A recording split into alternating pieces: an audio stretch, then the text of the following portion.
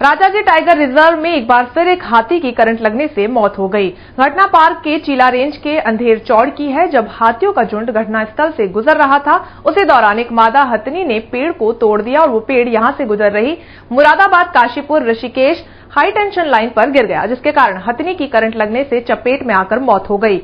घटना के बाद से ही पार्क महकमे में मचा हुआ है और बीते सितंबर माह में भी 2 हाथी करंट लगने से मर गए थे। अधिकारियों के अनुसार हथिनी की उम्र 37 वर्ष की थी। एक हाथी जो है इलेक्ट्रिक हाई टेंशन वायर से टच होकर के, बल्कि हाई टेंशन वायर से नहीं, उसने एक पेड़ को गिराया जो कि हाई टेंशन वायर से टच हो गया, उससे लग करके उसकी मृत्यु हो गई। ये अंधेर चौड़ की घटना है और अंधेर बीट में है, ये जो चीला रेंज की का क्षेत्र है और ये मादा हाथी है।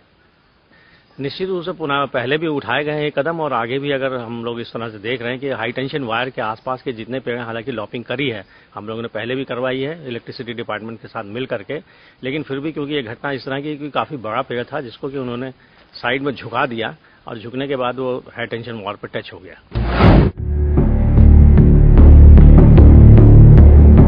रुक करते हैं अगली खबर का। सितारगंज के गांव गोठा निवासी के कुछ झोपड़ियों में अचानक आग लग गई। वहीं निवासियों से पूछने पर उन्होंने बताया कि रात में जब सोने गए थे तब गोठा के एक भूस्वामी ने ग्रामीण की झोपड़ी में आग लगा दी। ग्रामीण के अनुसार झोपड़ी में कोई सो नहीं रहा था, लेकिन उनका राशन पानी, कपड़े और रोजमर्रा की चीजें जलकर खाक हो गई हैं। बताया कि उपरोक्त विषय में ग्रामीण कई बार शिकायत कर चुके हैं और भूस्वामी कई बार ग्रामीणों को धमकी भी दे चुका है। ये तो कल आए थे दोनों पार्टी को राजीनामा करने के चक्कर में, तो इन्होंने खुद धमकी देके गया कि यहाँ से झोपड़ी हटा दिया, नहीं हटाओगे तो तुम्हें हम जला के राख कर देंगे झोपड़ियों को। ये दलितों को उत्पीड़न किया जा रहा है और हमारे छोटे छोटे बच्चे और इनके जो है कपड़े लाते और राशन पानी जो भी था सब जल गया था। अब 1:30 बजे रात को इन्होंने आग लगाया था। धमकी उमकी दिए थे कि आग लगाकर और झोपड़ी उपड़ी तुम्हारा उजाड़ दिए। पता नहीं कौन ने आग लगा दिया। कल वो धमकी दे रहे थे, कल धमकी देकर गए थे। वो 1:30 बजे रात को यहाँ आपको मड़िया में उजाड़ देंगे, करेंगे वो करेंगे।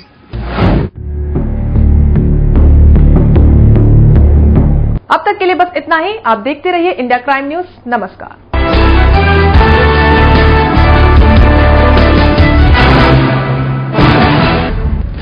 क्राइम के खिलाफ इस मुहिम में कामयाब हुए हम। अब अपराध न अत्याचार सहेंगे। हर खबर पर नजर रखेंगे हम। अब हर अपराध के खिलाफ हम लड़ेंगे। देहरादून जल निगम के अधिकारी के बड़े भ्रष्टाचार को इंडिया क्राइम ने किया उजागर। जब हम जागेंगे तभी तो देश को हम जगा पाएंगे। क्राइम ने किया पीलीभीत की कातिल डॉक्टर का पर्दाफाश। ऐसे ही तो हम क्राइम फ्री इंडिया बना पाएंगे। इंडिया क्राइम ने किया भ्रूण हत्या करने वाले नर्सिंग होम का पर्दाफाश। देश की आवाम ने अब ठाना है। लाश की आंखें गायब हुई, कहां हुई, कैसे हुई। सुबह जब परिजन आए उन्होंने देखा तो इसमें से दोनों आंख नदारत पाई गई। क्राइम फ्री इंडिया हमें मिलकर बनाना है। हमारे साथ जुड़ें, फेसबुक पर हमारा पेज लाइक करें, mission crime free India. Twitter पर हमें फॉलो करें @crimefreeindia7 और जीमेल पर हमें मेल करें missioncrimefreeindia@gmail.com, क्योंकि ये मिशन है क्राइम फ्री इंडिया बनाने का।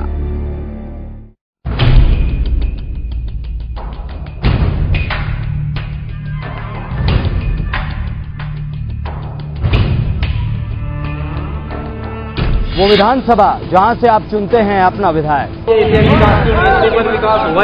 वो विधानसभा जो बताती है आपके घर का पता,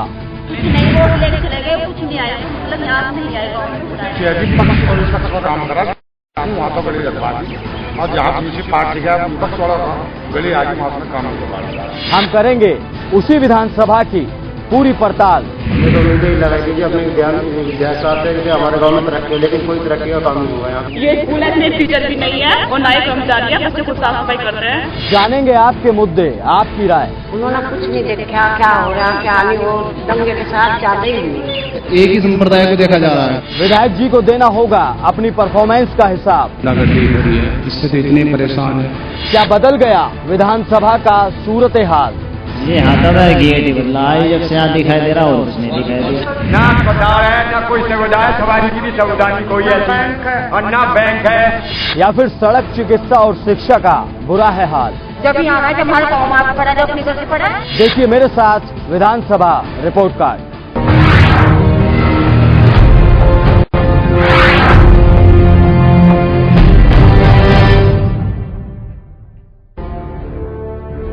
अब होगी सत्याग्रह की बात, हुकूमत पहुंचेगी आपकी आवाज, सड़कों से लेकर सदन तक हंगामे की उठेगी आवाज, हर प्रदर्शन पर करेंगे पूरी पड़ताल, किसकी मांग हुई पूरी, कौन रहा बदहाल, बनाएंगे हम मुद्दा, करेंगे असरदार। जानने के लिए देखिए हमारा खास कार्यक्रम जनाक्रोश, सिर्फ इंडिया क्राइम।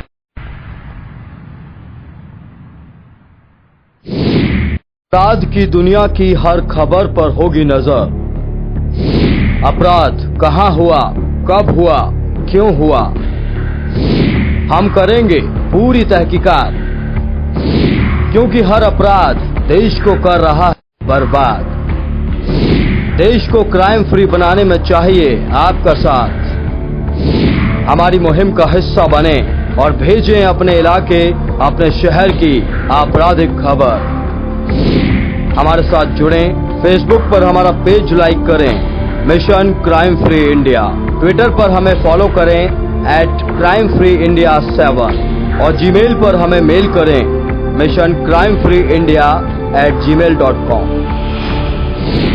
क्योंकि ये मिशन है क्राइम फ्री इंडिया बनाने का।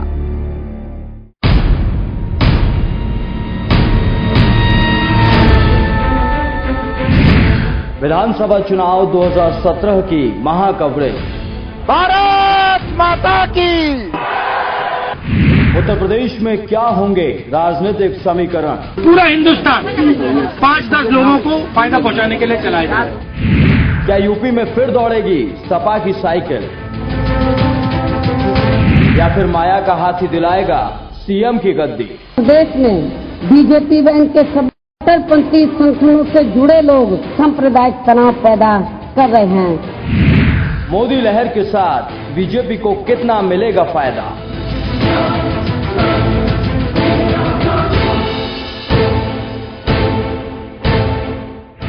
क्या कामयाब होगी राहुल गांधी की खाट राजनीति?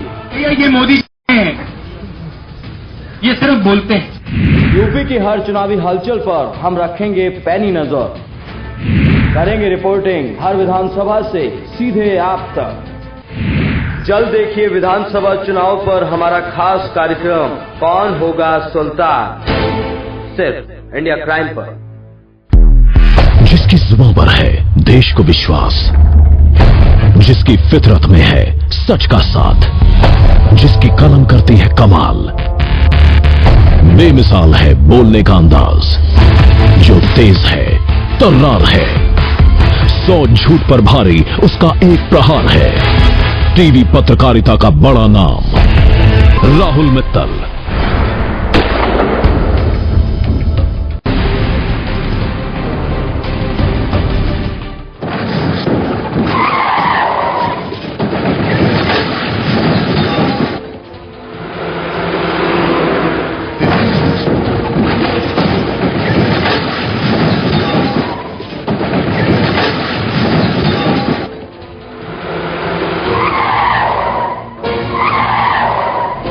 भारत में रोजाना 1200 से ज्यादा सड़क हादसे होते हैं और हर घंटे में 16 मासूम लोगों की जान जाती है।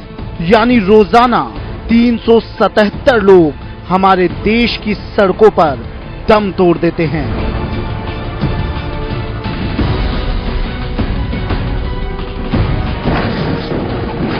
सबसे ज्यादा मौत उत्तर प्रदेश में होती है।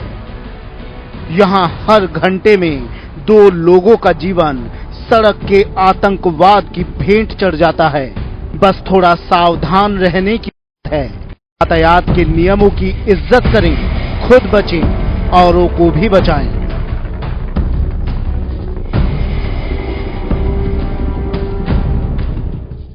रात 10 बजे से सुबह 6 बजे तक लाउड स्पीकर या अन्य पब्लिक एड्रेस सिस्टम के इस्तेमाल पर रोक है।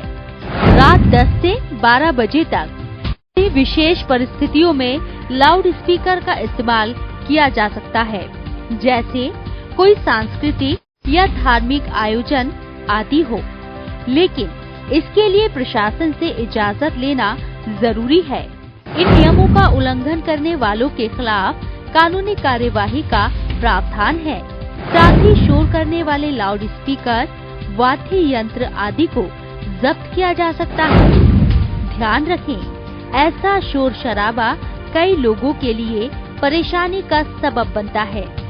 साथ ही इससे बहरेपन की बीमारी बढ़ने का भी खतरा रहता है। शादी ब्याह और जश्न के अन्य समारोह में हथियारों का प्रदर्शन करने और हवा में फायरिंग करने की कानूनी मनाही है। ऐसे में किसी को भी गोली लग सकती है, क्योंकि ऐसी कई घटनाएं हो चुकी हैं। ऐसे मौकों पर हवाई फायरिंग करना आयुध अधिनियम का उल्लंघन है। ऐसा करने वाले के खिलाफ एफआईआर दर्ज हो सकती है और शस्त्र जब्त करके उसका लाइसेंस रद्द किया जा सकता है। खुशी को मातम में ना बदलें, अपनों का ख्याल रखें।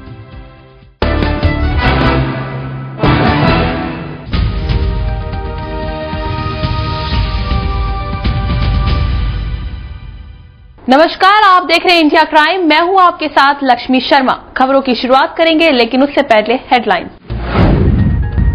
जम्मू कश्मीर में आतंकियों ने फिर किया हमला। पहले जम्मू के नगरोटा और फिर सांबा में बीएसएफ पर किया गया अटैक। हमले में 7 जवान शहीद। जवाबी कार्रवाई में 3 आतंकी ढेर। राजधानी दिल्ली सहित देश के कई शहरों में घने कोहरे ने दी दस्तक। कोहरे की वजह से दिल्ली से रवाना होने वाली कई उड़ानें रद्द। मौसम विभाग के मुताबिक 100 मीटर तक गिरी विजिबिलिटी। यूपी के बरेली में प्यार में धोखा खाई युवती ने बहन के साथ मिलकर शादी के दिन दुल्हन के चेहरे पर डाला तेजाब। पुलिस को दूल्हे पर जानकारी होने का शक। आरोपी बहनें गिरफ्तार। सोनीपत में फिर देखने को मिला रफ्तार का कहर। तेज रफ्तार क्रूजर ने सोनीपत गोहाना रोड पर एक एम्बुलेंस को मारी टक्कर। हादसे में 5 लोग घायल। कार चालक के खिलाफ मामला दर्ज। कानपुर रेलवे मुख्यालय के ट्विटर पर आतंकियों ने दी ट्रेन को उड़ाने की धमकी। धमकी मिलने के बाद सेंट्रल स्टेशन पर मचा हड़कंप। धमकी मिलने के बाद से पूरे देश में हाई अलर्ट जारी। जम्मू कश्मीर में आतंकियों ने एक बार फिर अटैक किया है। पहले जम्मू के नगरोटा में सेना पर हमला, तो फिर सांबा में बीएसएफ पर हमला किया गया। सबसे ज्यादा नुकसान नगरोटा में हुआ, जहां 7 जवान शहीद हो गए। उरी के सेना कैंप पर हमले के बाद नगरोटा में सेना पर यह सबसे बड़ा हमला माना जा रहा है। शुरुआती कार्रवाई में 1 अफसर और 3 जवान शहीद हो गए। आपको बता दें, जवाबी कार्रवाई में 3 आतंकवादियों को भी मार गिराया है। सितंबर में उड़ी में हुए हमले में 20 जवान शहीद हुए थे। उसके बाद से नगरोटा में सेना पर हुआ ये सबसे बड़ा हमला है। बिहार के मुख्यमंत्री नीतीश कुमार के नोटबंदी के समर्थन करने के बाद से विपक्ष बिखरा बिखरा सा नजर आ रहा है। हालांकि ये भी बताया जा रहा है कि नीतीश का नोटबंदी को समर्थन कांग्रेस के लिए मास्टर स्ट्रोक हो सकता है, जिस पर विपक्ष के लिए अब तक नीतीश कुमार सबसे बड़े नेता बनकर उभर रहे थे। अब उसमें दरार पड़ती नजर साफ आ रही है। सूत्रों से मिली जानकारी के मुताबिक कांग्रेस का मानना है कि गठबंधन में प्रधानमंत्री पद के लिए केवल एक ही उम्मीदवार हो सकता है। 2019 लोकसभा चुनाव को मद्देनजर रखते नीतीश कुमार ने नोटबंदी का समर्थन किया है। कांग्रेस का मानना है कि विपक्ष पूरी तरह नोटबंदी के खिलाफ है, लेकिन नीतीश कुमार ने समर्थन किया है। ऐसे में नीतीश कुमार अपनी व्यक्तिगत छवि बनाने में लगे हैं। बिहार में महागठबंधन में शामिल कांग्रेस नीतीश के नोटबंदी के समर्थन से झटका लगा है। कांग्रेस की मुश्किलें और बढ़ती नजर आ रही हैं। खबर है कि अब लालू प्रसाद यादव ने भी नीतीश कुमार की हां में हां मिलाते हुए नोटबंदी का समर्थन किया है। आपको बता दें कि बिहार चुनाव के समय महागठबंधन की ओर से मुख्यमंत्री पद के लिए नीतीश के नाम पर सहमति बनाने में कांग्रेस ने अहम भूमिका निभाई थी। दिल्ली एनसीआर समेत उत्तर देश के तमाम इलाकों में घने कोहरे ने दस्तक दे दी है।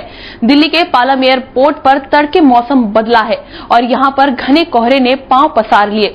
मौसम विभाग के मुताबिक पालम एयरपोर्ट पर कोहरे की वजह से 100 मीटर के बाद की चीजें नहीं दिखाई दे रही थी। वैज्ञानिक भाषा में बोले तो यहां पर विजिबिलिटी गिरकर 100 मीटर तक पहुंच गई थी। घना कोहरा होने की वजह से दिल्ली से रवाना होने वाली आधा दर्जन से ज्यादा उड़ानें लेट हो गई हैं। वहीं पूर्वी उत्तर प्रदेश की बात करें तो तमाम तराई के इलाकों में कोहरे ने दस्तक दे दी है। यहां पर लखीमपुर खीरी, पीलीभीत, बरेली, रामपुर के साथ साथ कई इलाकों में कोहरा पड़ना शुरू हो चुका है। इसी के साथ पंजाब, हरियाणा के कई इलाकों में कोहरे ने अपने पांव पसारे हैं। मौसम विभाग के मुताबिक इन सभी इलाकों में अगले 2-3 दिनों में कोहरा और ज्यादा घना हो जाएगा। ऐसा अनुमान है कि रात के तापमान में गिरावट के साथ दिन के तापमान में भी 7 दिनों में गिरावट दर्ज की जाएगी। इस दौरान हवाओं की रफ्तार काफी कम है। इस वजह से वातावरण में पहले से मौजूद नमी जबरदस्त कोहरा ला सकती है। देश में लगातार हो रहे आतंकी घुसपैठ को लेकर पूरे देश में अलर्ट जारी है। वहीं जब रेलवे मुख्यालय पुलिस महानिरीक्षक लखनऊ ट्विटर अकाउंट पर ट्रेन को उड़ाने की धमकी भरा एसएमएस आया तो सेंट्रल स्टेशन में हड़कंप मच गया, जिसकी सूचना इलाहाबाद के कंट्रोल रूम को दी गई। सूचना पर जीआरपी समेत आरपीएफ जवान, बीडीएस टीम ने और जिला पुलिस के साथ मिलकर वहां पर पहुंचे और ट्रेनों का सघन चेकिंग किया। वहीं पूरे स्टेशन की सिटी साइड, कैंट साइड समेत आउटर व सर्कुलेटिंग एरिया में भी सघन चेकिंग की गई। साथ ही साथ संदिग्ध व्यक्ति व संदिग्ध सामान की भी तलाशी ली गई। गिरिडीह मुसफ्फिल थाना क्षेत्र के पांडेडीह पंचायत में जमीन विवाद को लेकर 2 पक्षों में मारपीट शुरू हो गई। मारपीट में एक पक्ष के 3 लोग गंभीर रूप से घायल हो गए, जिसके बाद सभी घायलों का इलाज गिरिडीह सदर अस्पताल में चल रहा है। वहीं मारपीट को लेकर घायलों ने बताया कि गैर वाजिब तरीके से दूसरे पक्ष के लोग जमीन पर 4 दीवारी देने का काम कर रहे थे, जबकि जमीन को लेकर पहले ही कोर्ट में मामला चल रहा है। बता दें, मंगलवार को दूसरे पक्ष के लोगों ने अपने सहयोगी के साथ मिलकर लाठी और उस तरह से हमला कर सभी को घायल कर दिया। फिलहाल घटना को लेकर पुलिस ने आरोपियों को गिरफ्तार कर जेल भेज दिया है। एक्चुअली क्या है कि हम सुबह स्कूल गए हुए थे तो भाई का फोन आया, बोला भैया ये लोग है ना प्रोग्राम बनाया पिटाई मारपीट का। तो बोला ठीक है मैं आ रहा हूँ।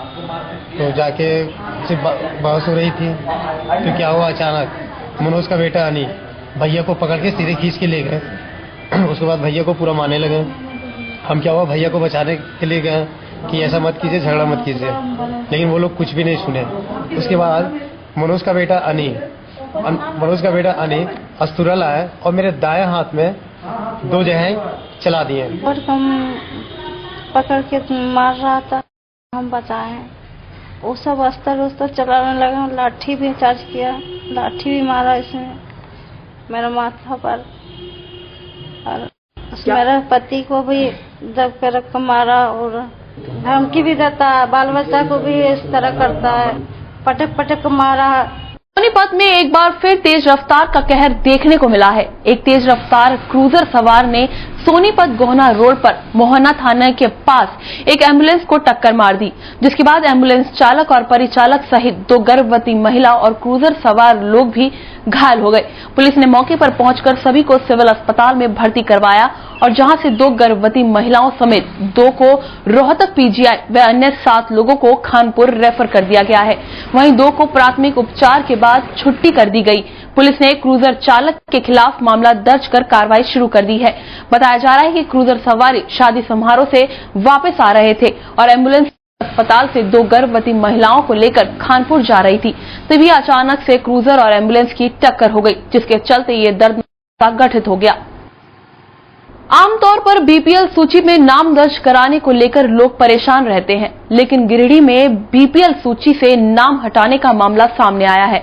जी हां, गिरिडीह के कांग्रेसी नेता उपेंद्र सिंह ने उपायुक्त को आवेदन देकर पिता का नाम बीपीएल सूची से हटाने का आग्रह किया है। इस दौरान उन्होंने बताया कि उनका गरीबी रेखा के नीचे नहीं आता है, जबकि इनके पिता का नाम गलत तरीके से बीपीएल सूची में शामिल हो गया है। इस मौके पर उपेंद्र सिंह ने बाकी लोगों से भी अपील की कि जो लोग बीपीएल की अर्हता नहीं रखते हैं वो भी अपना नाम बीपीएल सूची से कटवा लें, ताकि किसी गरीब का हक नहीं मारा जाए और सरकार की योजना का लाभ जरूरतमंदों तक पहुंच सके। उपायुक्त महोदय से मिलने के लिए आए थे। उपायुक्त जी को यह बताना हम चाह रहे थे कि गरीबी रेखा में नाम जो लोगों का चयन किया जा रहा है उसमें भारी गड़बड़ी हमें समझ में आया। यहाँ तक कि मेरे पिताजी के नाम से भी गरीबी रेखा में नाम चढ़ा दिया गया, जिसको बीपीएल बोला जाता है। आयोग से आग्रह किया कि हम सक्षम आदमी हैं, मुझे बीपीएल में मेरे फादर का नाम हटा दिया जाए और जो जरूरतमंद है। खबरों में वक्त हो चला है छोटे से ब्रेक का। ब्रेक के बाद जल्द हाजिर होंगे।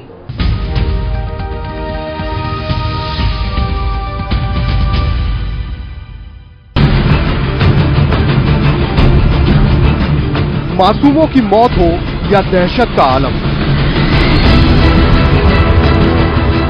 इंसान पर सितम हो या कुदरत पर जुर्म, धंधा हो काला या छोटा बड़ा घोटाला, बेपर्दा होगा हर जराया। ये इंडिया क्राइम के खिलाफ इस मुहिम में कामयाब हुए हम। अब न अपराध न अत्याचार सहेंगे, हर खबर पर नजर रखेंगे हम। अब हर अपराध के खिलाफ हम लड़ेंगे। देहरादून जल निगम के अधिकारी के बड़े भ्रष्टाचार को इंडिया क्राइम ने किया उजागर।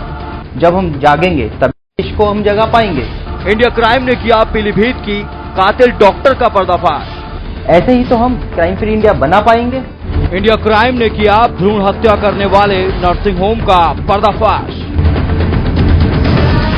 देश की आवाम ने अब ठाना है, लाश की आंखें गायब हुई, कहां हुई, कैसे हुई। सुबह जब परिजन आए उन्होंने देखा तो इसमें से दोनों आंख नकारत पाई गई। क्राइम फ्री इंडिया हमें मिलकर बनाना है। हमारे साथ जुड़ें, फेसबुक पर हमारा पेज लाइक करें, mission crime free India. Twitter पर हमें फॉलो करें @crimefreeindia7 और जीमेल पर हमें मेल करें missioncrimefreeindia@gmail.com, क्योंकि ये मिशन है क्राइम फ्री इंडिया बनाने का।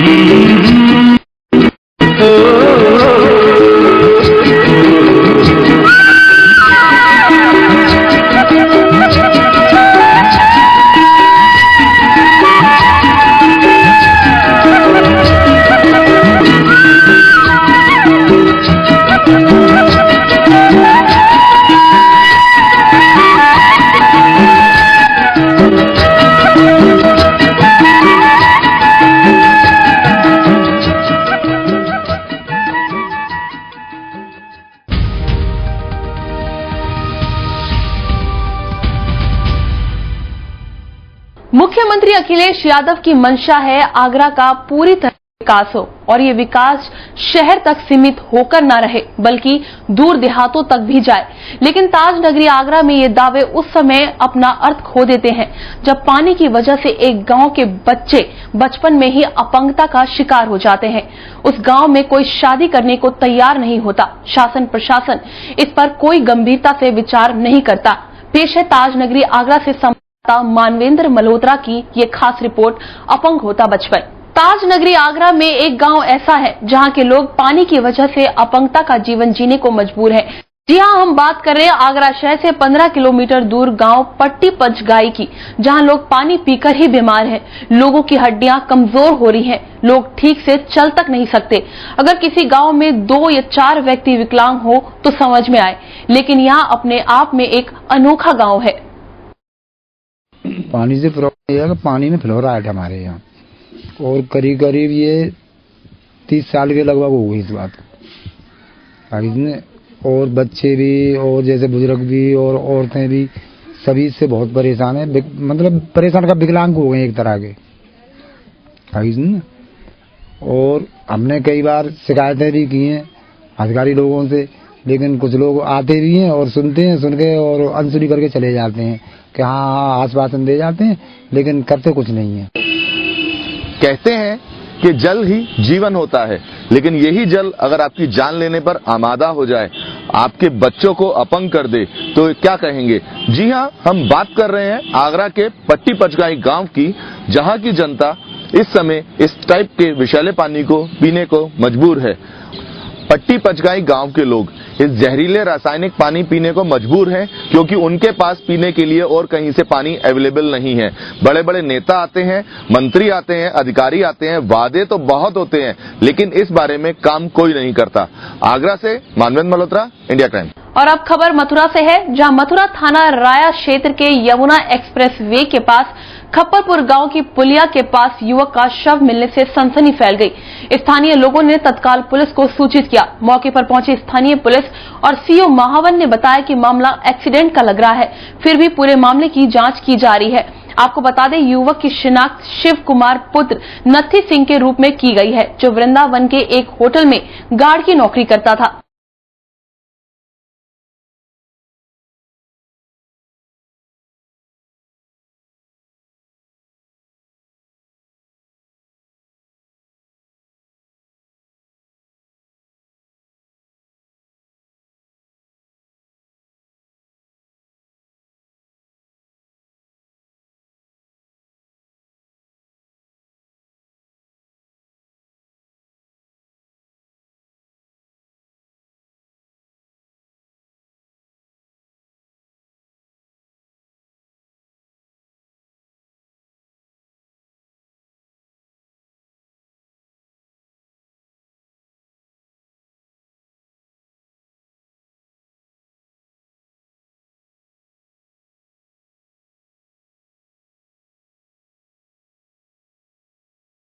माफिया शराब का काला कारोबार करने के लिए नए नए हथकंडे अपनाते हैं। कभी ट्रैक्टर ट्रॉली तो कभी ट्रकों और कंटेनरों में लादकर अवैध शराब को दूसरे प्रांतों में बिक्री के लिए तस्करी की जाती है। ताजा मामला यमुना एक्सप्रेस वे का है। मथुरा आबकारी विभाग की टीम ने यमुना एक्सप्रेस वे पर वाहन चेकिंग के दौरान संदिग्ध कंटेनर को रुकवाया और तलाशी करवाई। कंटेनर चालक वाली सीट के पीछे एक हिस्सा काटकर अवैध शराब की 200 पेटी बरामद की गई। ने मौके से एक शराब तस्कर भी गिरफ्तार किया है। पकड़ी गई शराब हरियाणा की बताई जा रही है, जिसकी कुल कीमत 15 लाख रुपए है। आरोपी ने बताया कि शराब हरियाणा से बिहार के पटना भिजवाई जा रही थी। फिलहाल पुलिस ने आरोपी के खिलाफ कानूनी कार्रवाई करके जेल भिजवा दिया है। हमारा स्टाफ जो है चेकिंग का था एक्सप्रेस वे पर, तो ये गाड़ी है, ये संदिग्ध नजर आ रही थी और इसको जब पकड़ा गया तो इसमें फर्नीचर था और कहीं से भी नजर नहीं आ रही थी कि इसमें शराब है। तो जो हमारा सिपाही है देवेंद्र सिंह, उसने इसमें देखा कि इसमें एक केबिन बनी हुई है और उसको बड़ी बारीकी से जांच किया गया तो उसमें करीब 200 पेटी से ऊपर शराब है, जिसकी बाजारू मूल्य लगभग 15 लाख रुपए के करीब होगा। आपके सामने अभी खाली हो रही है, जैसा कि ड्राइवर ने बताया कि 200 पेटी से ऊपर शराब है। तो अभी ये दिल्ली से आ रहे थे पटना जाकर। कितनी शराब थी? ये तो पता नहीं मेरे को, तो घर सामान वाला। कितनी बार सप्लाई कर चुके हैं? मैं तो पहली बार आया हूँ। साथ में कोई और भी था? और ड्राइवर था जी दूसरा। कैसे पकड़ी गई तुम्हारी गाड़ी? कैसे पकड़ी गई?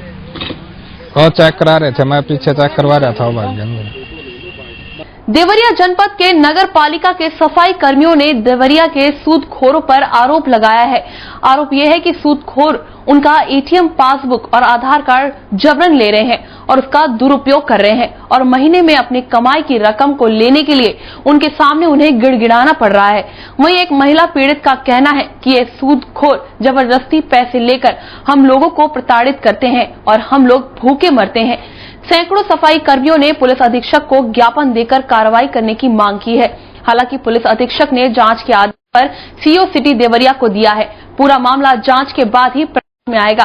इस बाबत देवरिया के पुलिस क्षेत्राधिकारी सदर अजय कुमार सिंह का कहना है कि मामला पुलिस के संज्ञान में है और दोनों पक्षों को पुलिस कार्यालय बुलाया गया है और कहा जा रहा है जांच की उचित कार्रवाई की जाएगी।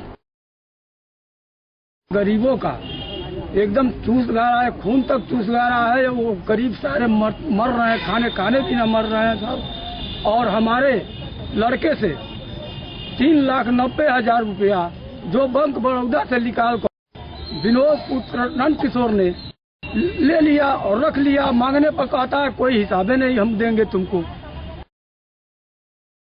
हम भरता नहीं और बाद से 4 लाख लोन पानी 4 लाख उठा के दे दिया और बाद से फिर कहते 5 लाख कटले बा। बताए हम कहाँ से हम दे, छोट छोट बच्चा बना और हम जिया खिया पी हम दे। जितने बार साहब हमारे कितना कर्ज ली थी? कर्ज कितना ली थी? तनख्वाह उठावे नहीं, खड़े तनख्वाह हमारे ले लिए, एगो रुपया में से देली नहीं, बड़ी जाए तो 500-1000 रुपया दिए उतने में अपन हम काम चलावे नहीं। वीरेंद्र वासपुर नामक व्यक्ति है जो सफाई कर्मी भी है वही नगर पालिका में, उसके और कई अन्य हैं जिनके द्वारा